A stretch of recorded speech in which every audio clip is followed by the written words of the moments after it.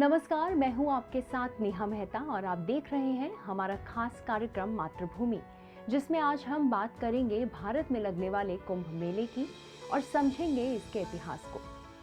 महाकुंभ मेला हर 12 साल में एक बार आयोजित किया जाता है। कुंभ मेले का अपना धार्मिक महत्व है। निसंदेह यह आस्था का सबसे बड़ा जमावड़ा है, जिसमें पूरी दुनिया से लोग भाग लेते हैं और पवित्र नदियों में स्नान करते हैं। लेकिन क्या आपने कभी सोचा है कि कुंभ का अर्थ क्या है? इसे क्यों मनाया जाता है? किसने इसको शुरू किया और इसके पीछे की पूरी कहानी क्या है? तो आइए आज के इस एपिसोड में हम विस्तार से आपको इसी के बारे में जानकारी देते हैं। कहते हैं महाकाल इस दुनिया के रचयिता हैं।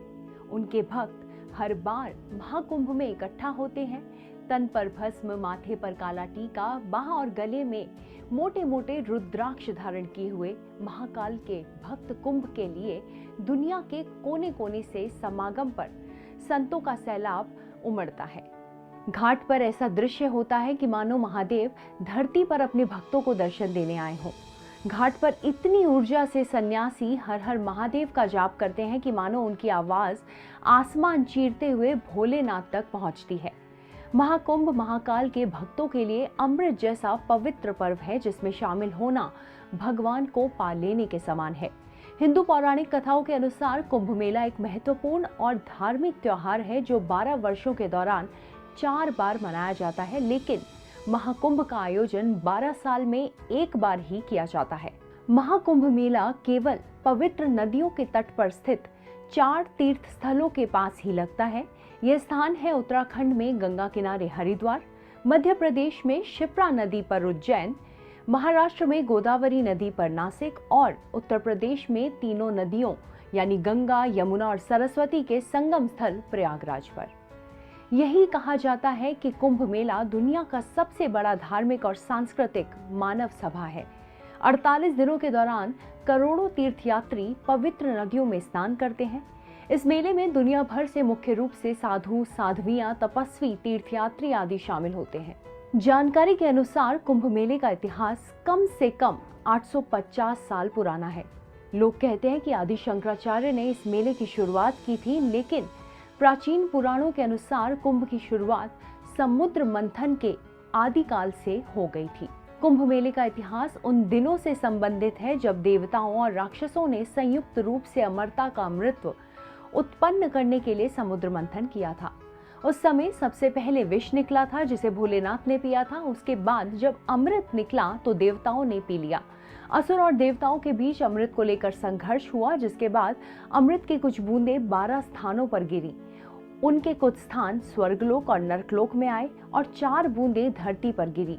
यह 4 स्थान ही हरिद्वार, उज्जैन, नासिक और प्रयागराज हैं। इन्हीं स्थानों पर कुंभ लगता है और यही कारण है यह स्थान पुराणों के अनुसार सबसे पवित्र स्थान माने गए हैं। इन 4 स्थानों में रहस्यमयी शक्तियां हासिल हैं। देवताओं और राक्षसों के बीच अमृत के कुंभ के लिए लड़ाई 12 दिनों तक चलती रही, जो मनुष्यों के लिए 12 साल तक का समय माना जाता है।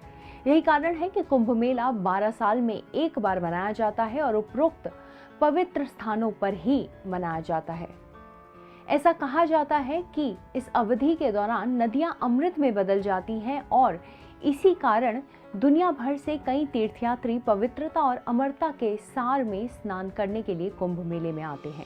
आइए अब आपको बताते हैं कि कितने तरह के कुंभ मेले होते हैं। सबसे पहला होता है महाकुंभ मेला। यह केवल प्रयागराज में ही आयोजित किया जाता है। यह हर 144 साल में या 12 पूर्ण कुंभ मेले के बाद आता है।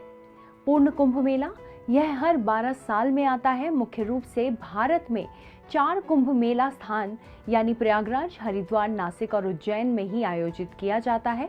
यह हर 12 साल में इन 4 जगहों पर बारी बारी से मनाया जाता है।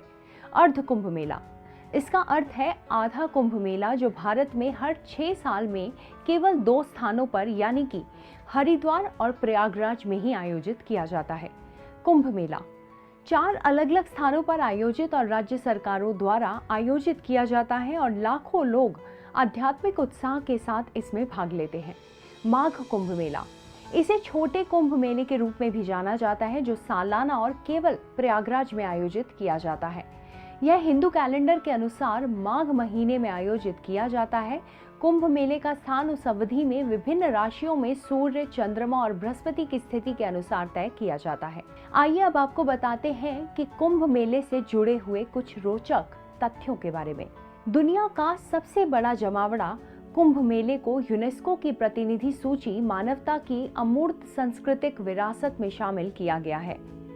कुंभ मेले के प्रथम लिखित प्रमाण का उल्लेख भागवत पुराण में मिलता है। कुंभ मेले के एक अन्य लिखित प्रमाण का उल्लेख चीनी यानी ह्वेनसांग के कार्य में भी मिलता है, जो हर्षवर्धन के शासनकाल के दौरान 629 से 645 ईस्वी में भारत आए थे। साथ ही समुद्र मंथन के बारे में भागवत पुराण, विष्णु पुराण, महाभारत और रामायण में भी उल्लेख मिलता है। कुंभ मेले में पहला स्नान संतों द्वारा किया जाता है, जिसे कुंभ के शाही स्नान के रूप में जाना जाता है और यह सुबह 3 बजे शुरू होता है। संतों के शाही स्नान के बाद आम लोगों को पवित्र नदी में स्नान करने की अनुमति मिलती है।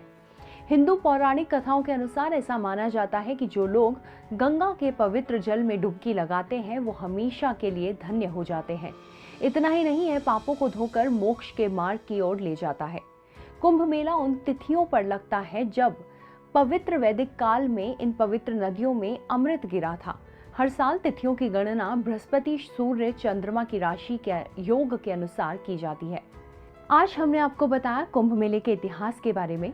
आज के एपिसोड में इतना ही। अगले एपिसोड में ऐसी ही हमारे देश की एक और गौरवान्वित कहानी के साथ फिर से हाजिर होंगे। तब तक के लिए धन्यवाद। अगर आप भी लेना चाहते हैं देश दुनिया की तमाम जानकारी तो आज ही सब्सक्राइब करें हमारे चैनल को। साथ ही नीचे दिए बेल आइकन को जरूर दबाएं ताकि हर अपडेट आप तक पहुंच सके।